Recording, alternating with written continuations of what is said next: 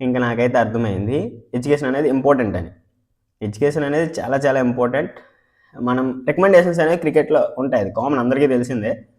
So నేను efforts పెడుతున్నా కానీ కొంచెం దాకా వెళ్తున్నా, తర్వాత ఏవో రికమెండేషన్స్ అట్లా అవ్వుకొని ఇంకా మ్యాచెస్ అయితే సిట్టింగ్. ఇంకా నాకైతే కోపం వచ్చింది. సో ఇంక చదవాలనుకున్నా, బట్ ఇంటర్ వరకు అసలు ఎడ్యుకేషన్ మీద ఫోకసే చేయలే. అసలు ఎడ్యుకేషన్ ఏరోప్లేన్ స్పెల్లింగ్ రాదు, అసలు వితౌట్ ఇంగ్లీష్ సెంటెన్స్ ఎలా ఫామ్ చేయాలో తెలీదు. అసలు చిరాకు ఉండే. అసలు నేను చదవగలనా అనుకున్నా.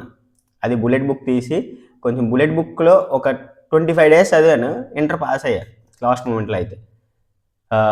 నార్మల్గా అప్పుడు కరోనా కూడా వచ్చింది, కొంచెం అవ్వలే కాబట్టి. నెక్స్ట్ తర్వాత నాకు అర్థమైంది ఎడ్యుకేషన్ అనేది చాలా ఇంపార్టెంట్. ఎక్కడైనా రికమెండేషన్స్ ఉంటే ఎడ్యుకేషన్లో ఉండవు అనుకున్నా, బట్ ఉన్నాయి. బట్ నీకు ఎడ్యుకేషన్ ఉంటే నువ్వు ఏదైనా చేయగలవు, అది మాత్రం నా లైఫ్లో అర్థమైంది. సో నేను ఫస్ట్ ఇయర్ ఇక్కడికి వచ్చిన వెంటనే ఫస్ట్ డిగ్రీ ఫస్ట్ ఇయర్లో ఫస్ట్ వైజాగ్ వెళ్ళా. అక్కడ వాళ్ళ మేనేజ్మెంట్ సీట్ తప్ప ఇంకా సీట్స్ లేవన్నారు. ఇంకా ఫైనల్గా మా సార్ కూడా ఇక్కడ ఉన్నారు, క్రికెట్ సార్.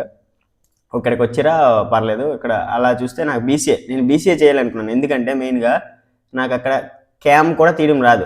మా కోచ్ అంత స్ట్రిక్ట్గా పెట్టారు. ఒకరోజు అమ్మాయితో చాట్ చేశాను, నాకైతే వికెట్స్తో కొట్టి గ్రౌండ్ మొత్తం ఇది చేయించారు, ట్రాక్స్ చేయించారు, అంత స్ట్రిక్ట్. సో అందువల్ల ఇప్పటిదాకా సింగిల్గా ఉండిపోయా. సో అంత స్ట్రిక్ట్గా నాకైతే చూసుకున్నారు మా కోచ్ అయితే.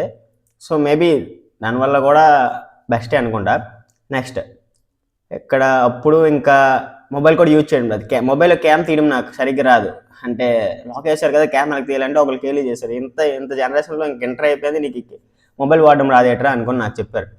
సో అప్పుడు నాకు అర్థమైంది నేను తీస్తే మాత్రం ఒక మంచి కంప్యూటర్ కోర్స్ తీస్తా అని. సో ఫైనల్గా నేనైతే బీసీఏ తీయాలని ఫిక్స్